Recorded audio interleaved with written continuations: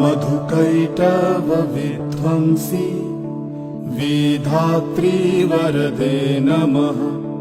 रूपं देहि जयं देहि यशो देहि दिशो जहि। महिषासुरनिर्णाशि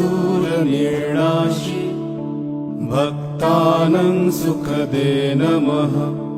रूपं देहि जयं देहि यशो देहि दिशो जहि।